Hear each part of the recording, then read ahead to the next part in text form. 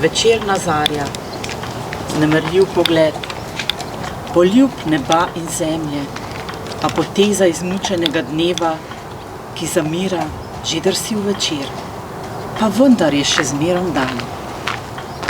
Večerna zarja, čista zapeljivost, ki samo še čaka, kdaj slikar bo njeno žamotno naročje spet položil, skoraj sramežljivo, svoj ležeči ženski akt v rdečem. Gledam jo, zamaknem pijem vase, čutim z njo svetlobo lepega, globoko v sebi pred seboj, bolj manj, morda se upoteka v noč. Brez upanja v jutranjo zarjo. Lahko si je predstavljati pozno poletno popoldne. Toplo in lenobno, kako se preveša v večer. Zrak je še vedno topel v dnevne pripeke, prežet z vonjavami po domačem polju, po sušeni travi.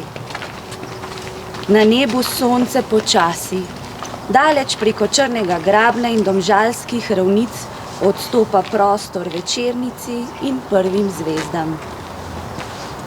Ob robu vasi se vije meglica, ki prinaša svežino in obljublja hladno noč. Mati kličejo k večerji, razposajeno otročat, ki se podi po vaških poteh in dvoriščih, moža, ki si otira znoj in sebe stresa prah težkega kmečkega življenja. Stari oče s ponosom opazuje opravljeno delo in mladino, ki bo nekoč, vsaj tako upa, s takim zanosom skrbela za domačijo in jo ljubila, kot jo ljubi on. Stara mati že sedi v kotu za mizo. V izbi se sliši le nežno rožljanje rožnega venca, v rokah, ki prosijo za blagoslov. Spokojnost na njenem obrazu je skoraj zavidljiva. Pri vaškem koritu se ustavi mladenič, da se odžeja. Sramežljiv nasmeh mu nameni deklica, ki zadnjo žehto hiti proti domu. Bosa pojdiva dekle ob soroj, bosa pojdiva prek zemlje trpeče, sredi razsanjanih češnjevih vej, sežem ti nežno v dlan koprneče. Beli so češnje cvetovi, temni, pretemni so talce v grobovi. Kakor ponosni galebi nad vodo, tako so padli za našo svobodo. Bosa pojdiva dekle ob soroj, bosa pojdiva med bele cvetove, v krilo nalomiva češnjevih vej, da jih poneseš na talce grobove. Večer se prevesi v noč.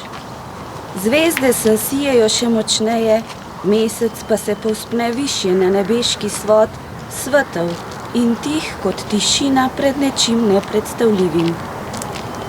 Zrak postane bolj svež. Rahla sapa nežno zaziba krošnje dreves, noč pa objame korenov svoj osvežujoči objem. Rad bi vedel, kako drevo ljubi sonce, zvezde, veter, viharje, tiha jutra, megleno barje, pripoved ptic, večerne zarje. Rad bi čutil, kako drevo snubi, razvejano med nebom in zemljo, vsak nov dan za dih spremenjeno, vsako leto znova rojeno. Rad bi slišal, kako se zasmeje, ko mu ptice naselijo veje, ko zjutraj ga sonce pogreje, ko svež veter krošnjo zaveje. Rad bi začutil, kako zadrhti, ko ga zima ogrne v belo, ko spomladi zeleno šumi, rad bi videl njegove oči. Zgodnje jutro 8. julija 1942 prebivalcem Korena ni prineslo novega, osvežujočega prebojenja, temveč nepredstavljivo grozo in trpljenje, ki je kot meč, a sodobnejšim orožjem podobi nemških vojakov zarezala v njihova življenja, v njihovo prihodnost. Ni smrt tisto, kar nas loči. In življenje ni, kar druži nas. So vezi močnejše. Brez pomena zanje so razdalje, kraj in čas. Vekovečna dragih je bližina. Smrt je le združitev na večer. Zemlja skupno je pribežališče in poslednji cilj vseh nas je mir. Danes smo se ponovno zbrali na tem mestu, da počastimo spomin na ljudi, ki jim je bilo pred 83 leti na tako nepredstavljivo grozovit način odvzeto življenje. Počastimo spomin na njih z minutnim molkom.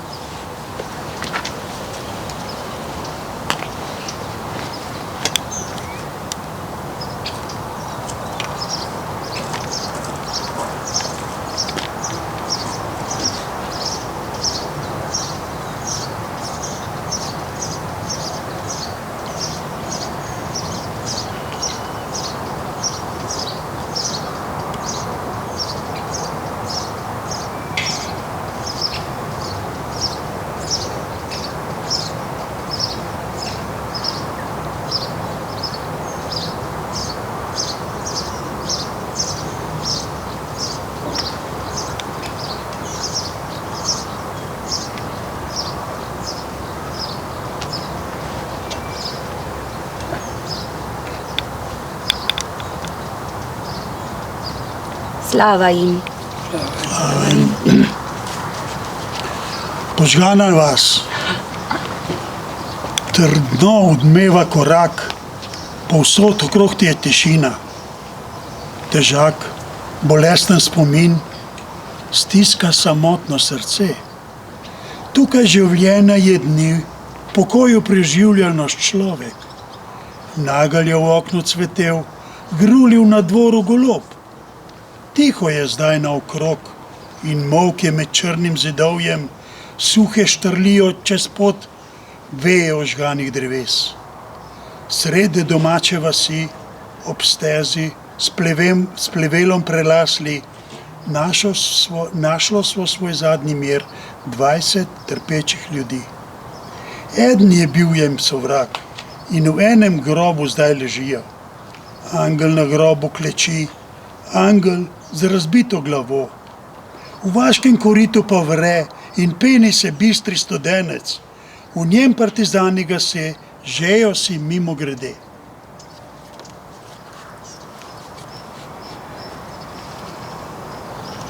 To je bilo z naše strani vse. Jaz bi samo na tem mestu še enkrat poudarila, da je to, naj bo to naš opomin in spomin na te grozote in da se tega ne bi več zgodilo, kajti moramo priznati, da so partizani se izborili svobodo za nas, da mi lahko živimo v miru in prav je, da spoštujemo zgodovino in da vemo, da so bili to pravzaprav temelji za našo samostojno Slovenijo. Tako da slava jim in pa na tem mestu še enkrat iskrena hvala vsem vam, predstavnikom Kulturno-umetniškega društva Fran Masel Podlimbrski za to slovesno obeležitev te obletnice. Hvala lepa.